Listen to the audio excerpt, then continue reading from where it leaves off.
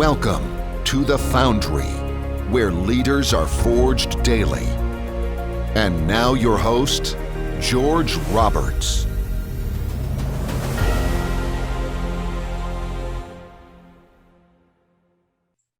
Welcome back, entrepreneurs.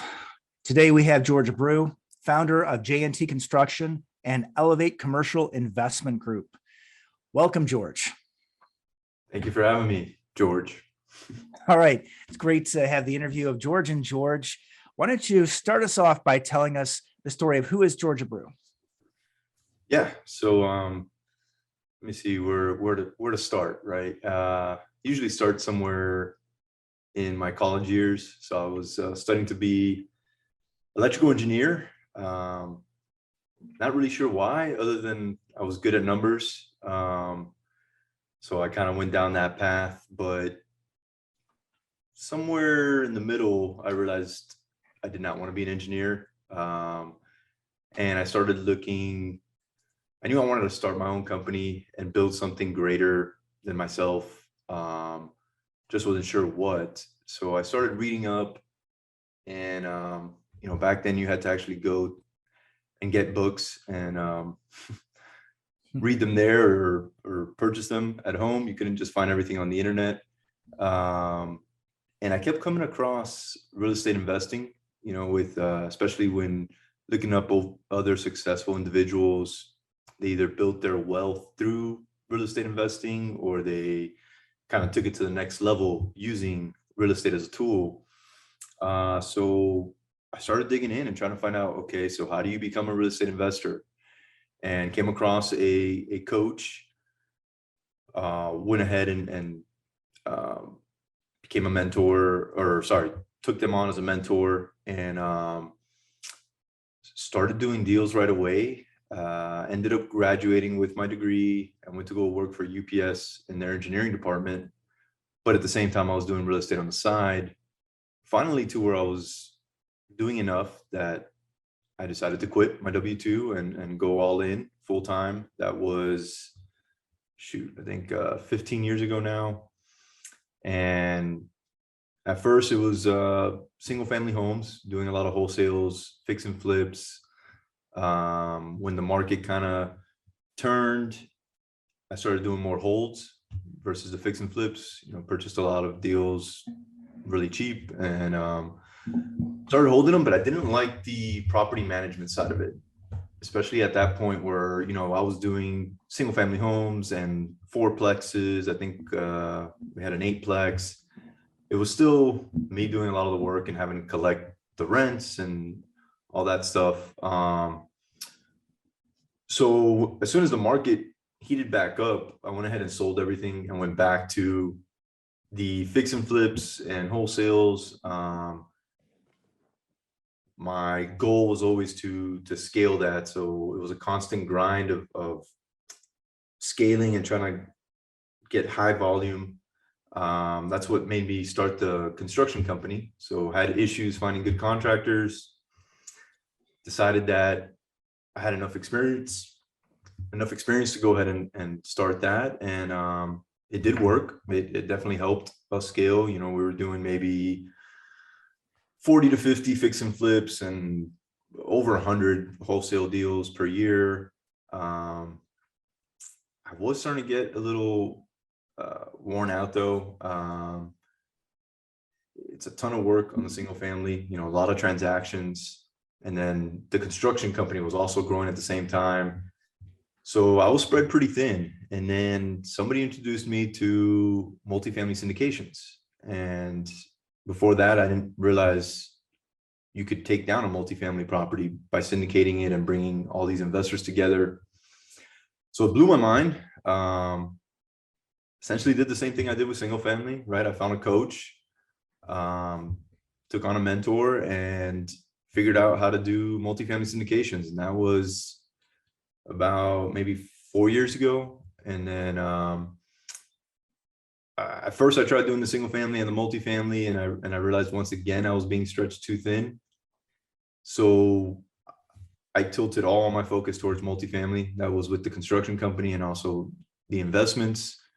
Since then, I've acquired a little bit over 6,000 units, exited another 1,500 or so, and looking to hopefully hit about 10,000 this year. That's an awesome goal. So you started out in the construction side and then later came into the syndication side. And I think that's really awesome the way you put that it just blew your mind, because I felt that same thing too, right? I mean, you find out about all the economies of scale and how wonderful it is to own apartments. And then people naturally start asking the question, how can I own an apartment? And then to realize that there's this accessible model, and just love to go out there and spread the word about that. Agreed. I mean, all the benefits that come with it too. I mean, I was paying a bunch of taxes before that. And, once I realized you can get so much depreciation on these, that just changed my world right there. Yeah. So you have had an amazing ramp up in the last few years. What do you attribute that meteoric rise to? Are you ready to build passive income through investing in multifamily real estate? Take the next step by heading to www.horizonmultifamily.com and click Get Started to schedule a call. It's a lot of the work that maybe others don't see, stuff in the background. Definitely a lot of networking for sure. Meeting the right people, putting together building those relationships, and then creating that track record, getting a few deals under my belt, getting my first full cycle deal under my belt, and then building that team around me, and then, building that foundation and then just going from there. COVID actually, we were definitely trending up. Looked like 2020 was going to be a pretty monster year, and then COVID happened. So what I decided to do then was, build out more of the systems, do more of the networking.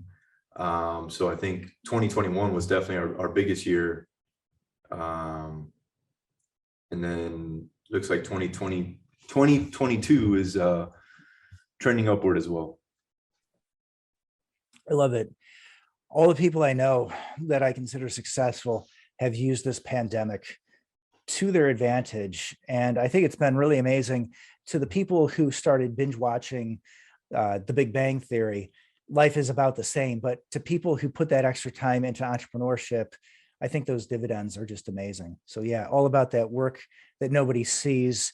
It reminds me of that graphic of the iceberg, right? Exactly. Yeah. Everybody just sees your success and says that you were lucky, but they missed the early mornings and late nights and all that. But that's good.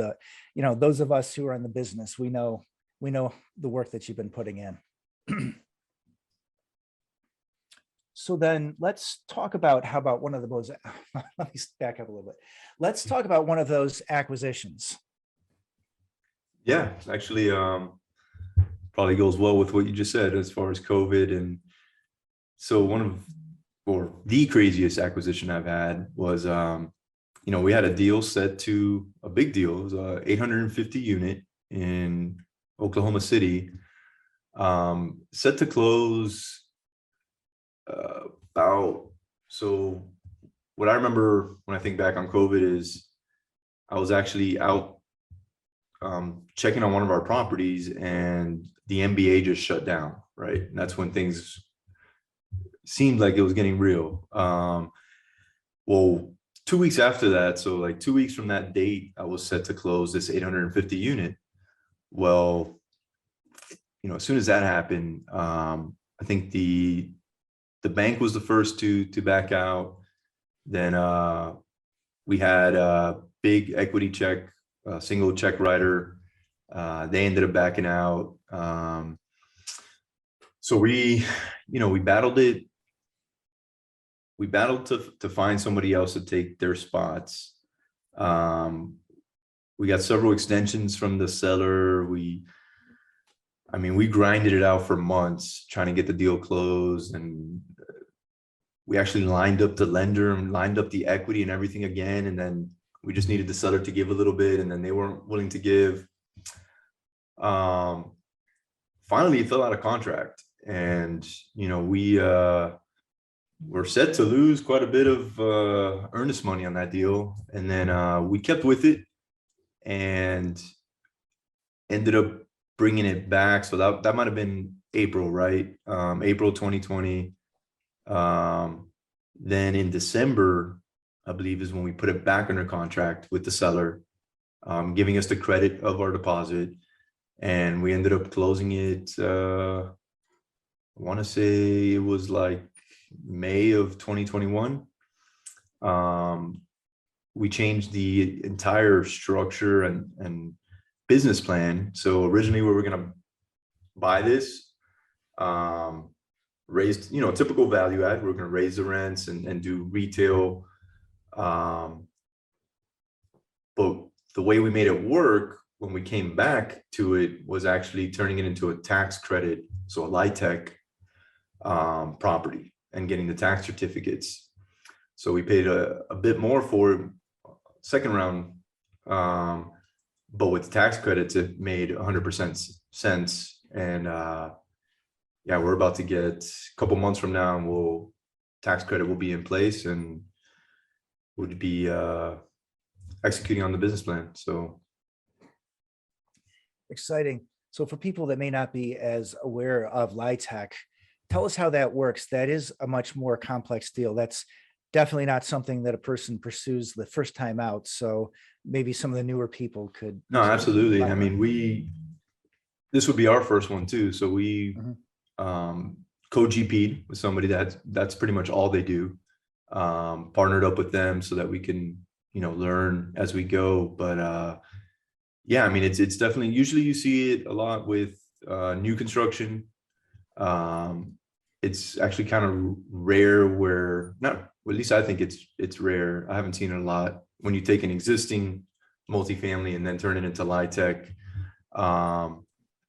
But essentially you get a massive amount of tax credits for doing so. And you've got to restrict the household income on your certain amount of percent of your residence in your apartment. And then in exchange for that, for supplying, low income housing in a sense, you get a large tax credit. And what you can do with that tax credit is you can turn around and sell it to a corporation that needs a massive write-off, and they'll pay you usually around 80 cents on the dollar for that. Yeah, that's one of the complexities, of course. You have to offer a discount because there's got to be something in it for them. And then figuring out where you think that discount's going to be, finding those partners, counterparties, really exciting. And obviously, just to underscore something that I think should be obvious in that story, great way to get it started the first time doing a co-GP deal.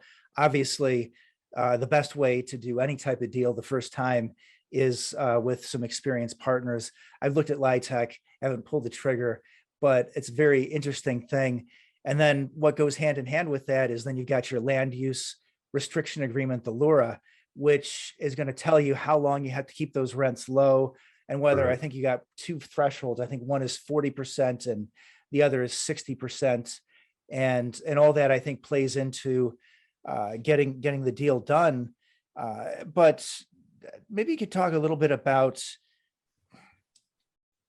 how should I say this? But there's a lot of work up front, right? I mean, you've got to work with your municipality to figure out how that complex. works. Yeah, it is very complex. You gotta spend a certain amount of, so usually it's in new construction because you're adding a ton of value and spending a bunch of money on the project. Obviously, if you're building it from the ground up, where it becomes difficult when you're buying an existing is you've got to put about 50% of the value back into it. So if you're paying 20 million for it, they want to see that you're putting 10 million into the deal in CapEx. So it gets a little tricky there. And then, like you were saying, making sure you're meeting the criteria for the rents. And, so even before we purchased it, we got the seller to agree to start lowering the criteria and finding only the residents that fit the criteria we would have to have so that we can get approved for that light tech quicker. That's interesting. And what I was sort of alluding to is that I believe sometimes these projects can take years. Obviously not in this case, because you're talking about 2020, the first dealer getting killed, and then you're closing December of last year. So we're talking obviously less than 2 years, maybe more like 18 months that you were able to resurrect the deal and get all the LIHTC paperwork in order. So congratulations on that. Thanks, man. Thanks. All right. Well, let's see. I think we probably need to move on to another phase of the interview. When I think of entrepreneurship, I think of you as one of the exemplars of that. I mean, again, you've been in many different lines of businesses. You've been a ground up. You've been in the value add. So where do you get where did the initial fire of entrepreneurship come from in your life? I think it stems from,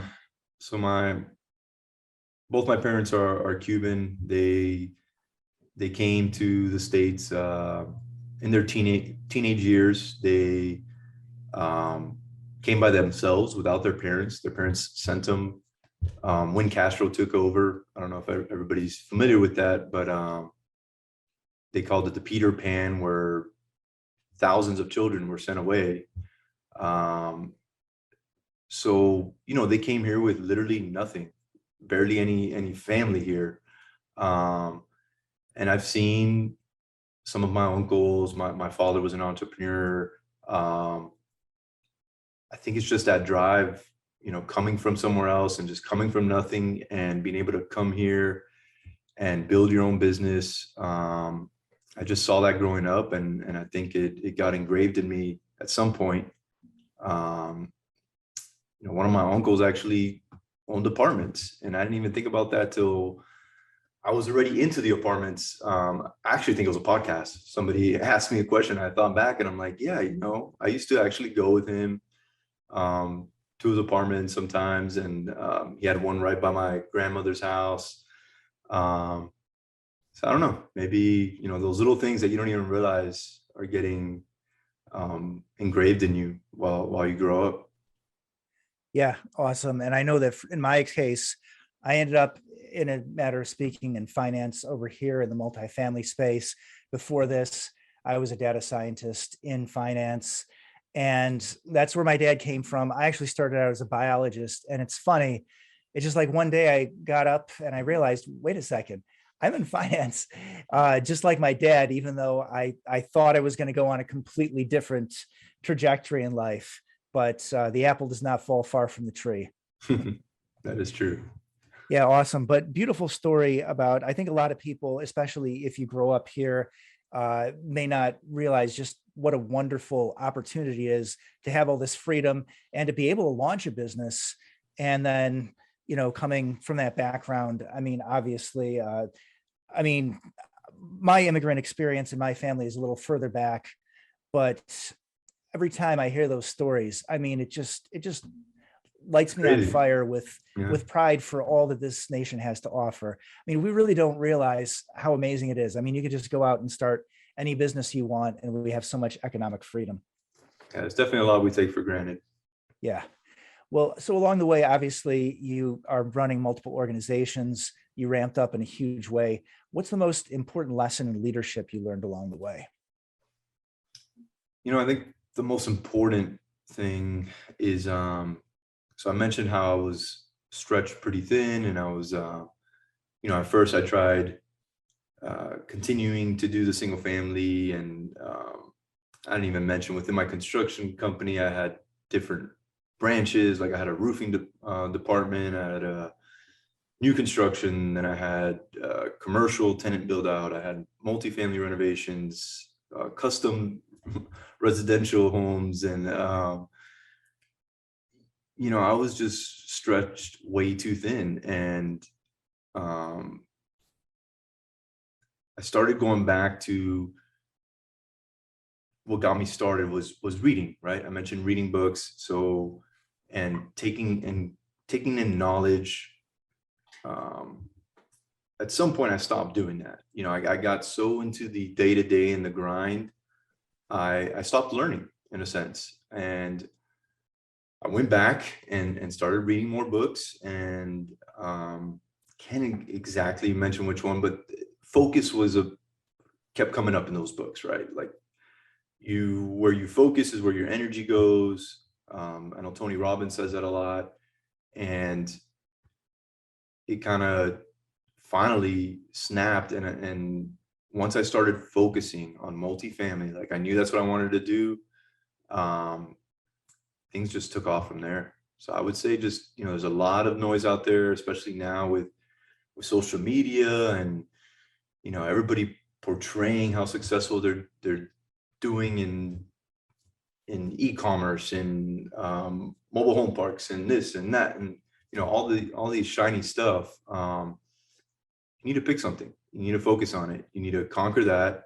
And then if you want to supplement it, once you've conquered it, go for it. But don't try to do everything at the same time. Love it. Focus. And I see that you've got a couple books behind you. So I think we might as well just go into that. I always ask what sort of books have helped to forge you as a leader and entrepreneur. So I see So Good They Can't Ignore You and Traction behind you. Yeah, Traction for sure, man. Traction. I believe I know they talk about the focus part of it. That might be the one that finally stuck with me. But, just having a plan, right? Having a business plan.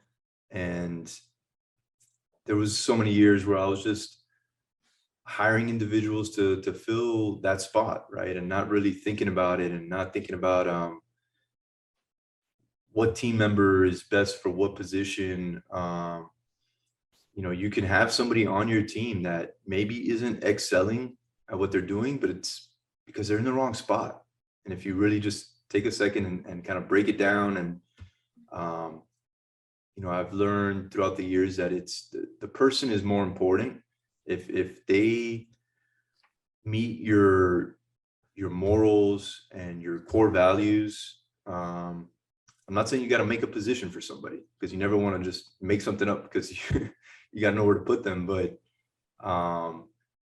if they meet that part of it, the core values, the morals, and just aligned in general, definitely take more time and try to see if there's a good spot for them. Yeah, it reminds me a little bit of the Warren Buffett hiring process. I know he's one of the people who does focus more on, and of course he's in finance, and just like we are, and the integrity is huge. Obviously, somebody without integrity, you can't have in any position in this business. But I love that you put that out there front and center. The people who have your values, who you can meet on that level, are people that you'll find someplace in the organization for them, even if you have to move them around a little bit. Yep. Yeah. Okay, you're looking to get to 10,000 units in the next year. Okay, what's your plan? What are you going to have to do, change? What systems are you going to have to build? What's the plan to get to 10,000? Yeah. So stemming off what, I mentioned, we had a lot of growth last year. A lot of that was our pipeline is pretty full, and we try to keep it full. And we do that we're always open to partner with others. We have a lot of co-GPs on our deals that bring us the deal, right? So they find a good deal. They don't have all the pieces together. Maybe they've closed a deal, maybe they haven't closed a deal, but they know that we can put it all together and make it happen. So they'll bring us that deal, and then we'll structure everything. And we've had very good success with that. And usually, we're not doing just one with our co-GPs. They're very happy how we handle everything, and they'll continue bringing us more and more. So that's been a lot of the success. And then also building out the internal team. So, our Elevate team, and also the construction company too, where we are able to focus a little bit more on our responsibilities and not wearing every single hat. Yeah, awesome. So great part of your story, the fact that you're open to partnering up and that you found so many partners. Yeah, people out there listening, wondering, how do I get to, 100, 500, or 1,000 units quickly, partnering up has got to be, I think, towards the top of the list. Agreed. All right, we could head into the lightning round. Let's do it. All right, tell us something about your real estate markets that most people wouldn't know. Our largest concentration right now is in Houston, Texas. So I'm out of Dallas, but I found the pricing in Dallas to be extremely high, and it might be because I live here, and since then I've bought more in Dallas, and I'm gung-ho about Dallas. But anyways, point being, I saw that I felt Houston was undervalued, and it's actually the fourth largest city in the U.S., which a lot of people don't realize that. Most of the times they think, it's big, but fourth largest. And for that to be so underpriced, at least when we started investing in Houston. So I think everybody caught on, especially within the last year or so. And the pricing has definitely gone up in Houston for good reason. What's some advice that you would give your younger self? Oh man. I've had this question asked before, and I try to think of a different one, but I'm going to answer it the same way, which is forget single family and go straight to multifamily. Okay, awesome. Well, now I'm going to have to ask you, what is the best real estate advice you've ever received, or best advice that you would give to people in real estate? Something other than just go into multifamily right away, which, by the way, is great advice. Another set of advice. We talked about the focus one, talked about multi. I would say relationships. I mean, you just never know. Put yourself out there, network, and then build the relationship with the individuals once you strategically network too. Because I mean, you could go to a networking event and waste a lot of time.